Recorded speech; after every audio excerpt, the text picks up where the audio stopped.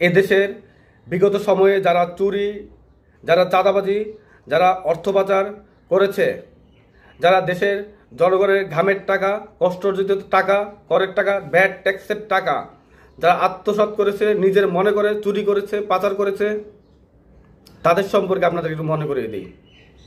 তখন করেছে 14 দল, এখন করছে 28 দল।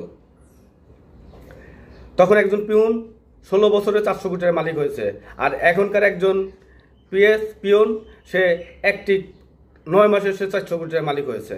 এরপরে আরও কত কোটি টাকা সে করেছে।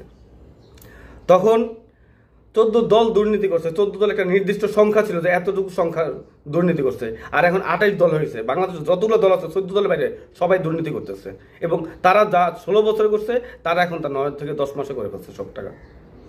এরপর আছে 28 দলের বাইরেও আরও কিছু দুর্নীতিবাদ আছে যারা গণ অভ্যুত্থানের নেতৃত্ব দিয়েছিল, আন্দোলনে যারা নেতৃত্ব দিয়েছিল, এবং ওই যারা সমন্বয়ক এখন তাদের সাথে ওই দলগুলোর সাথে তারাও এখন কি যুক্ত হয়ে চাঁদাবাজি থেকে শুরু করে তারাও চুরি ডাকাত এমন কিছু নাই যে তারা করতেছে না, চাঁদাবাজি এমন কিছু নাই করতেছে না।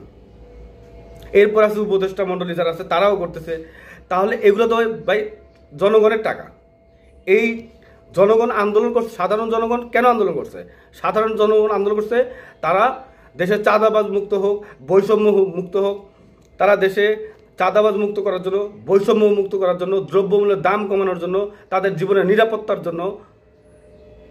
তারা চেয়েছে একটি সুখী রাষ্ট্র, তারা যেন এই রাষ্ট্রে শান্তিতে বসবাস করতে পারে, সেইটা তার জন্য আন্দোলন করছে সাধারণ জনগণ। তা এখন তো দেখে মনে হয় যে দেশটা 18 কোটি সাধারণ জনগণের না, দেশটা ওই শ্রেণীর জন্য যারা নিজেরা ক্ষমতার সাথে থেকে তারা লুটপাট, চাঁদাবাজি, অর্থ পাচার সব কিছু করতে পারে, তাদের জন্য। তাহলে বাংলাদেশে যে সকল রাজনৈতিক দল আছে তারা আসলে জনগণের সাথে প্রতারণা করতেছে। গণতান্ত্রিক দলগুলো দেশের জনগণকে গণতন্ত্রের ব্যাখ্যা দিয়ে, গণতন্ত্রের দোহাই দিয়ে তারা দেশকে লুটপাট করছে। ইসলামিক দলগুলো দেশের সাধারণ জনগণের, তরুণ সমাজের মাথা নষ্ট করে, বিভ্রান্ত করে, তারা তাদেরকে মেধাশূন্য করে, তারা তাদেরকে বিভিন্ন ধর্মের বিভিন্ন মিথ্যা দিয়ে তারা দেশটাকে পিছিয়ে দিচ্ছে। অনেকে মনে করেন যে তারা আসলে দেশ পরিবর্তন, না, তারা আসলে দেশ আরো 100 বছর পিছিয়ে পড়বে। এই সকল সময় হয়েছে এই সকল রাজনৈতিক দলকে, বাংলাদেশের রাজনৈতিক দলকে প্রত্যাখ্যান করার। আমরা নতুন বাংলাদেশ করব, নিজ হাতে এই বাংলাদেশকে আমরা পুনর্গঠন করব। সবাইকে ধন্যবাদ, সবাইকে।